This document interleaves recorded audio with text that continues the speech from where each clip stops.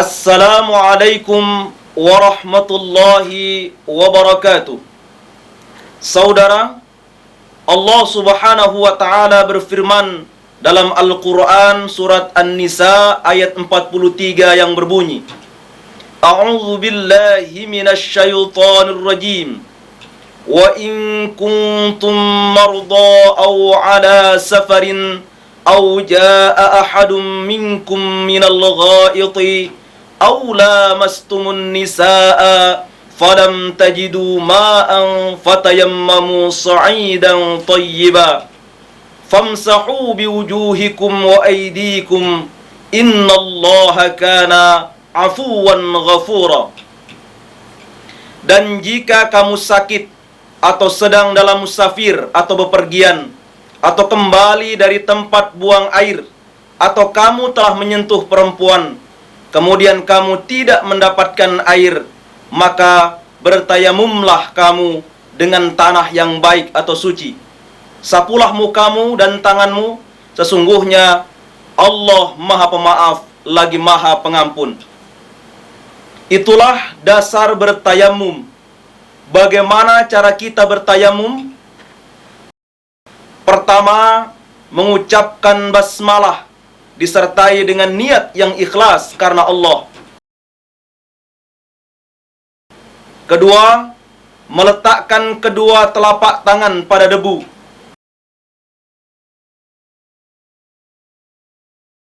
Yang ketiga, meniup debu pada kedua telapak tangan.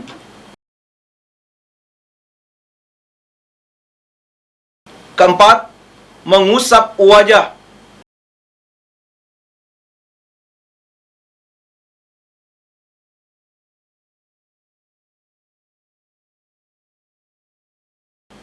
Kelima, mengusap punggung telapak tangan kanan dengan telapak tangan kiri.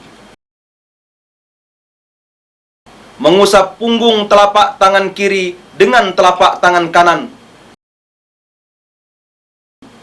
Berikut ini akan diperagakan cara bertayamum bagi orang sakit. Mari kita perhatikan.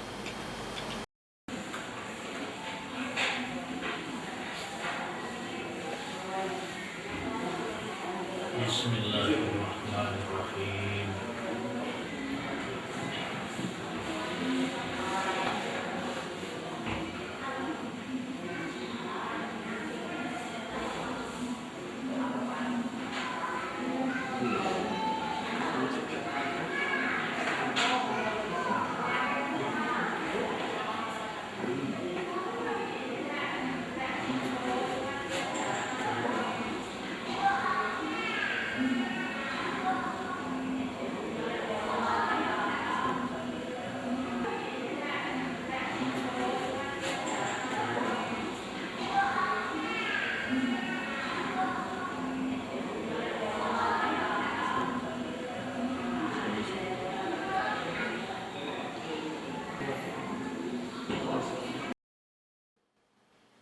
Saudara, demikianlah peragaan bertayamum bagi orang sakit. Lalu, bagaimana bertayamum bagi orang musafir? Tata cara dan langkah-langkah bertayamum bagi musafir sama dengan bertayamum bagi orang sakit. Berikut peragaannya.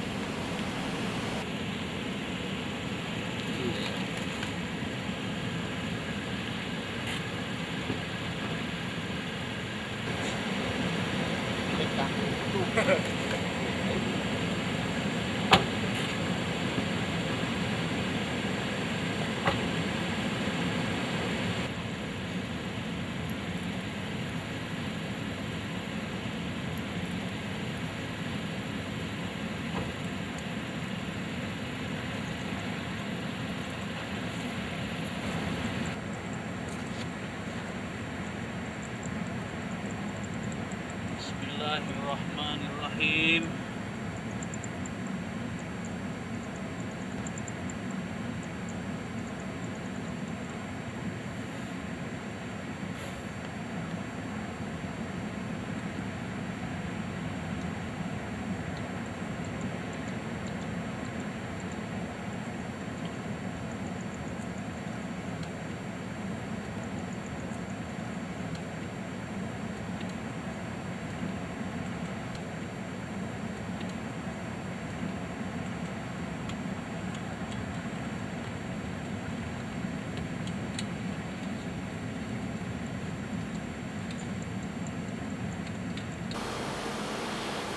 Saudara, agar lebih memahami pelaksanaan tayammum sesuai dengan tuntunan Rasulullah sallallahu alaihi wasallam, perhatikan tata cara bertayammum selengkapnya berikut ini. Rasulullah sallallahu alaihi wasallam pernah bersabda, "Innama kana yakfika hakadha." Fadaraba an-nabiy sallallahu alaihi wasallam bikaffaihi al-ardha wa nafakha fihima thumma masaha bihima wajahahu wa kaffaihi. Rawahul Bukhari. Sesungguhnya mencukupi bagimu begini. Lalu beliau meletakkan kedua telapak tangannya di tanah dan meniupnya. Kemudian mengusap muka dan kedua telapak tangannya. Hadis riwayat Al-Bukhari. Sama halnya berwudu. Bertayammum dimulai dengan membaca basmalah. Hal ini berdasarkan hadis yang diriwayatkan dari Abu Hurairah yang berbunyi, "Kullu amrin dhi balin la yubda'u fihi bi bismillahirrahmanirrahim aqta." Rawahu Abdul Qadir Ar-Ruhawi. Segala perkara yang berguna yang tidak dimulai dengan bismillahirrahmanirrahim itu tidak berguna. Hadis riwayat Abdul Qadir Ar-Ruhawi. Perhatikan peragaan berikut ini.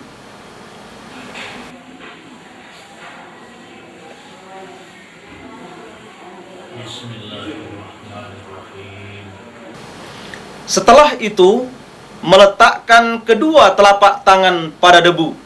Orang yang sakit dapat meletakkan kedua telapak tangannya pada dinding. Orang yang bepergian naik bus atau pesawat terbang dapat meletakkan kedua telapak tangannya pada tempat duduk atau kursi di depannya atau jendela dan sebagainya yang kita yakini ada debu bersihnya. Perhatikan peragaan meletakkan telapak tangan pada debu bagi orang sakit berikut ini.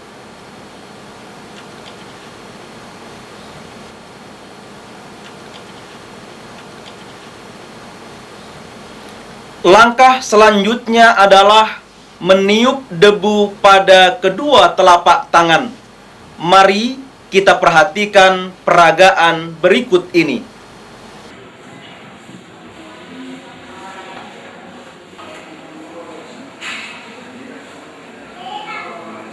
Apa yang dikerjakan setelah meniup debu di kedua telapak tangan? Langkah selanjutnya adalah mengusap wajah. Marilah kita perhatikan peragaan berikut ini.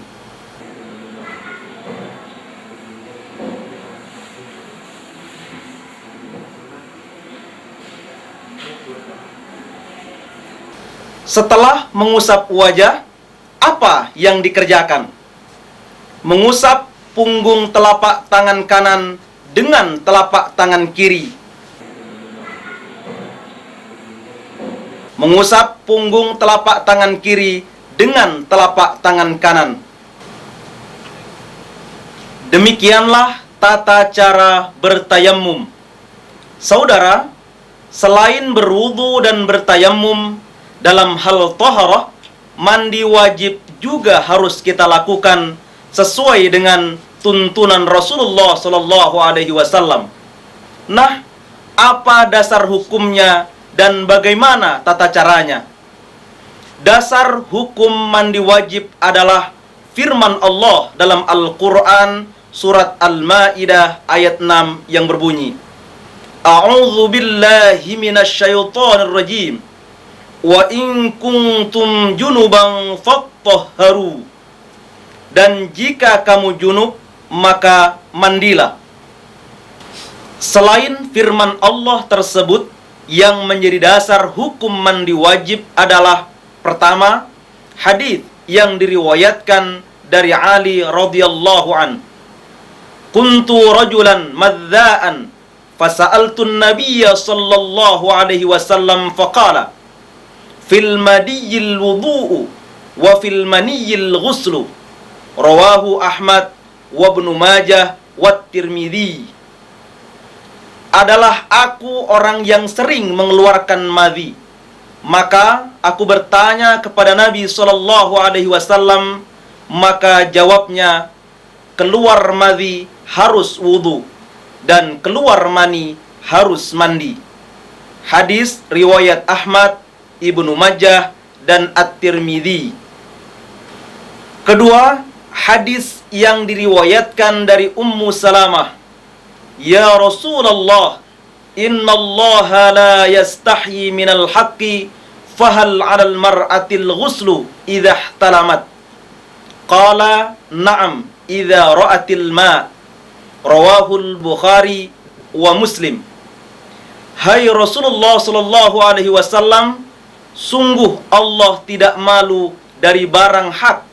Adakah wajib mandi bagi wanita kalau mimpi? Beliau sallallahu alaihi wasallam menjawab, ya, kalau melihat air. Hadis riwayat Al-Bukhari dan Muslim. Ketiga, hadis yang diriwayatkan dari Abu Hurairah.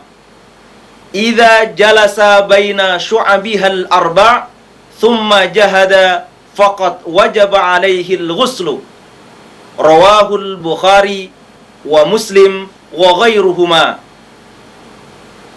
Apabila seorang bersetubuh, maka wajiblah mandi. Hadis riwayat Al-Bukhari, Muslim dan lain-lainnya. Keempat, hadis yang diriwayatkan dari Aisyah.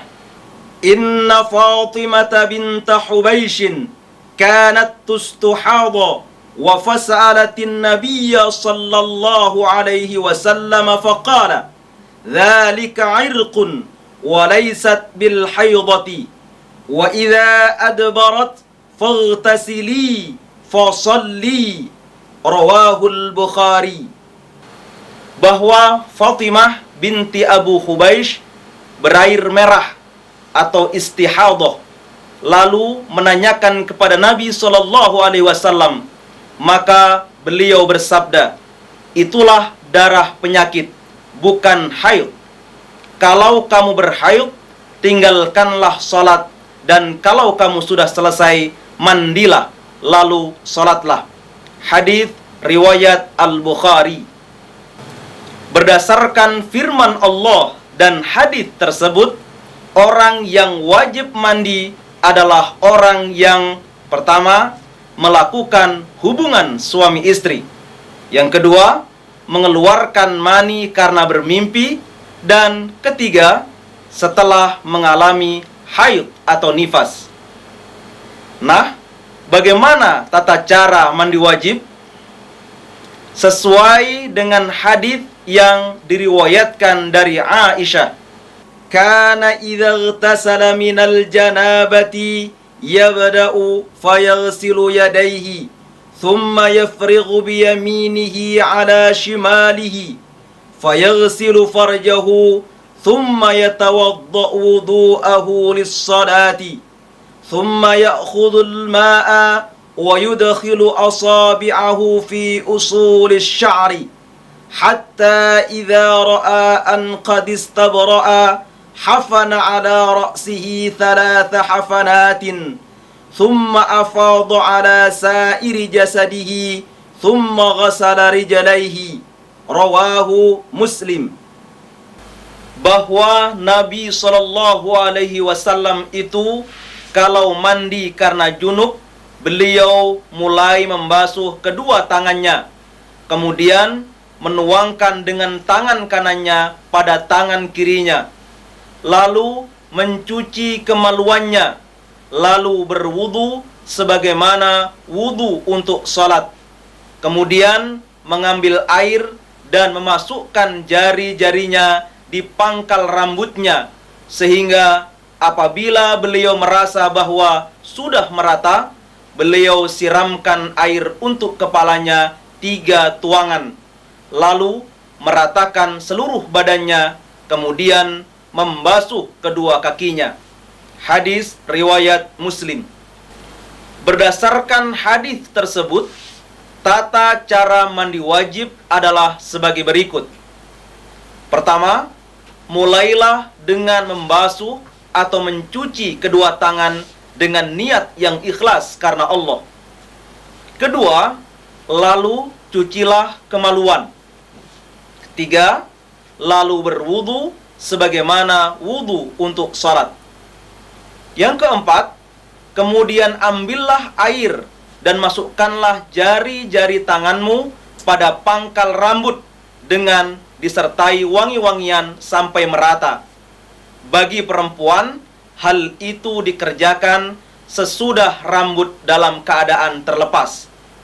Kelima, mulailah dengan menyiram air pada bagian sisi kanan kepala 3 kali. Kemudian pada sisi kiri demikian pula. Setelah itu, siramlah seluruh tubuh dan digosok. Keenam, kemudian basuhlah kedua kakimu dengan mendahulukan yang kanan atas yang kiri. Jangan lupa, kita tidak boleh berlebih-lebihan dalam menggunakan air. Mari kita senantiasa ittiba pada Rasulullah sallallahu alaihi wasallam. Assalamualaikum warahmatullahi wabarakatuh.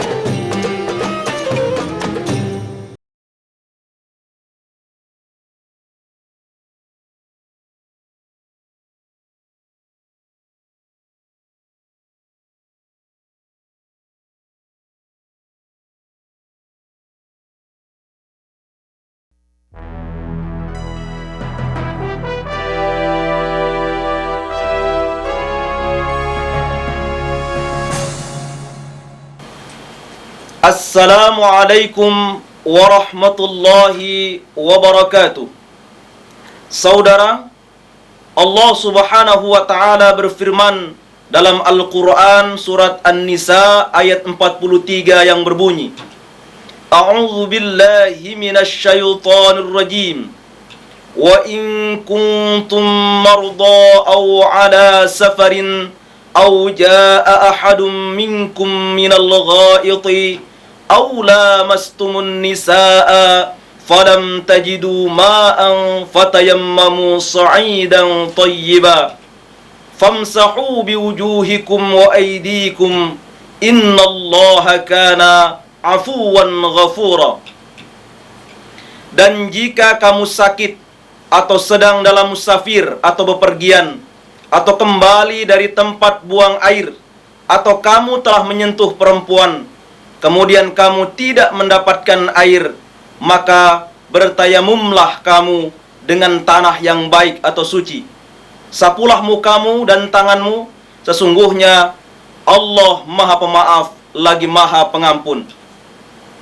Itulah dasar bertayamum. Bagaimana cara kita bertayamum? Pertama, mengucapkan basmalah disertai dengan niat yang ikhlas karena Allah. Kedua, meletakkan kedua telapak tangan pada debu.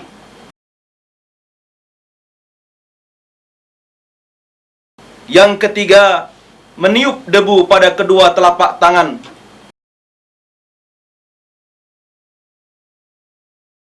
Keempat, mengusap wajah.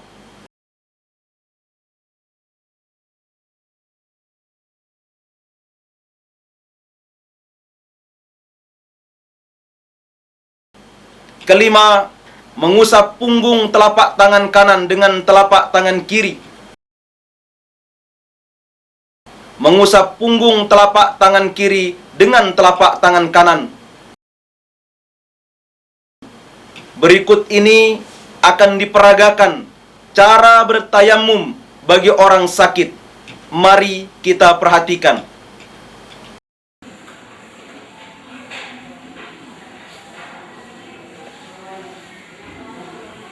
Bismillahirrahmanirrahim.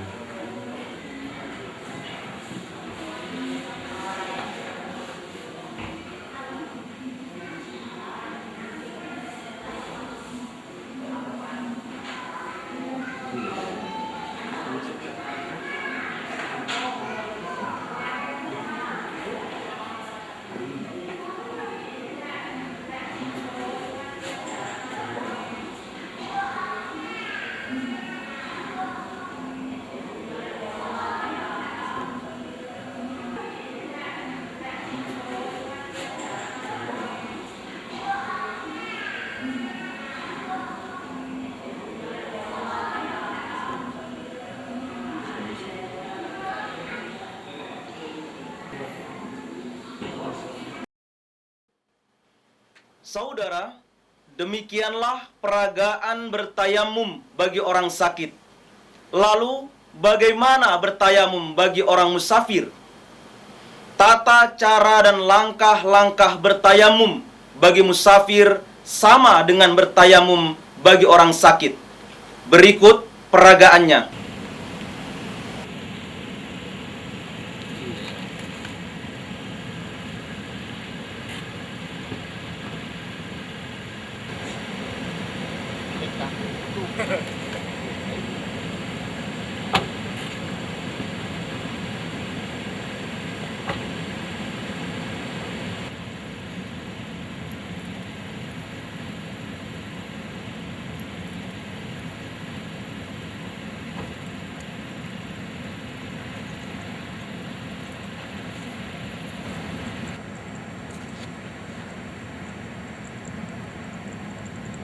Bismillahirrahmanirrahim.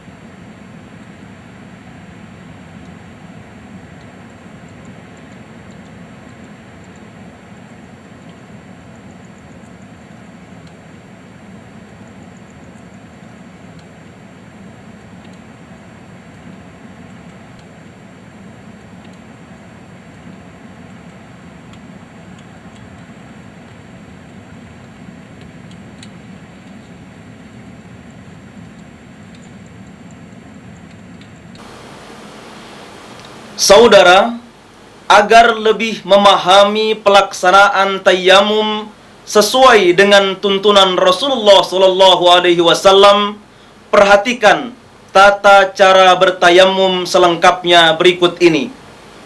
Rasulullah SAW pernah bersabda, "Innama kana yakfika hakadha."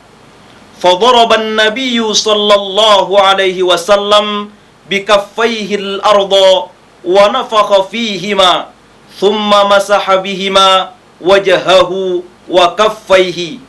Rawahul Bukhari. Sesungguhnya mencukupi bagimu begini. Lalu beliau meletakkan kedua telapak tangannya di tanah dan meniupnya. Kemudian mengusap muka dan kedua telapak tangannya. Hadis riwayat Al-Bukhari. Sama halnya berwudu. Bertayamum dimulai dengan membaca basmalah. Hal ini berdasarkan hadis yang diriwayatkan dari Abu Hurairah yang berbunyi, "Kullu amrin dhi balin la yubda'u fihi bi bismillahirrahmanirrahim aqta." Rawahu Abdul Qadir Ar-Ruhawi. Segala perkara yang berguna yang tidak dimulai dengan bismillahirrahmanirrahim itu tidak berguna. Hadis riwayat Abdul Qadir Ar-Ruhawi. Perhatikan peragaan berikut ini.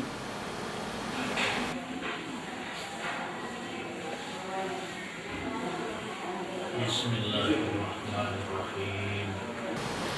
Setelah itu, meletakkan kedua telapak tangan pada debu. Orang yang sakit dapat meletakkan kedua telapak tangannya pada dinding. Orang yang bepergian naik bus atau pesawat terbang dapat meletakkan kedua telapak tangannya pada tempat duduk atau kursi di depannya atau jendela dan sebagainya yang kita yakini ada debu bersihnya. Perhatikan peragaan meletakkan telapak tangan pada debu bagi orang sakit berikut ini.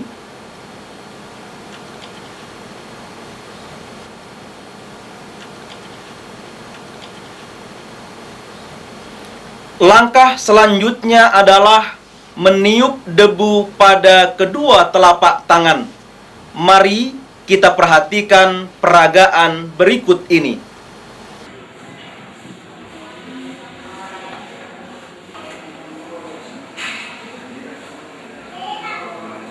Apa yang dikerjakan setelah meniup debu di kedua telapak tangan? Langkah selanjutnya adalah mengusap wajah. Marilah kita perhatikan peragaan berikut ini.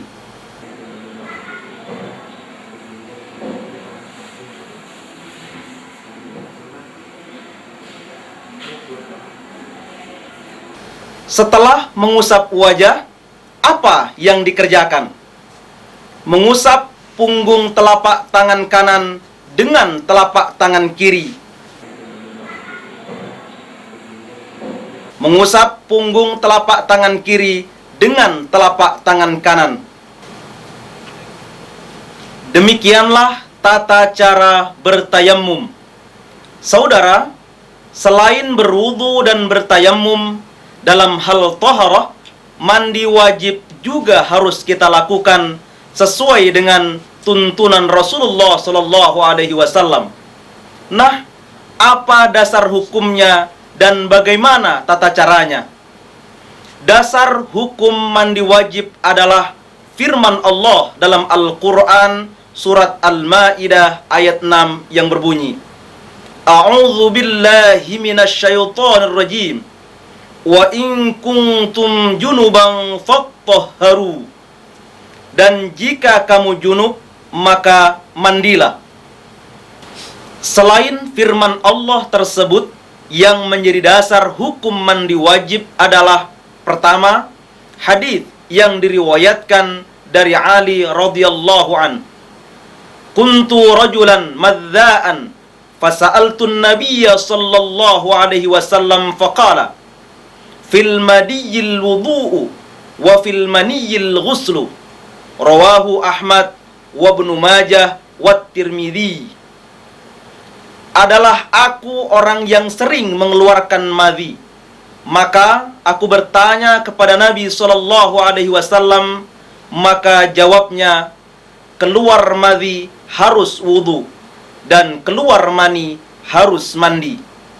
Hadis riwayat Ahmad, Ibnu Majah dan At-Tirmidzi. Kedua, hadis yang diriwayatkan dari Ummu Salamah. Ya Rasulullah, innallaha la yastahyi minal haqqi fahal 'alal mar'atil ghuslu idza ihtalamat. Qala na'am idza ra'atil ma'. Rawahul Bukhari wa Muslim. Hai Rasulullah sallallahu alaihi wasallam, sungguh Allah tidak malu dari barang hak. Adakah wajib mandi bagi wanita kalau mimpi? Beliau sallallahu alaihi wasallam menjawab, ya, kalau melihat air. Hadis riwayat Al-Bukhari dan Muslim. Ketiga, hadis yang diriwayatkan dari Abu Hurairah. Idza jalasa baina syu'abihal arba' thumma jahada faqad wajaba alaihi al-ghuslu. Rawahul Bukhari wa Muslim wa ghairuhuma. Apabila seorang bersetubuh, maka wajiblah mandi. Hadis riwayat Al-Bukhari, Muslim dan lain-lainnya. Keempat, hadis yang diriwayatkan dari Aisyah.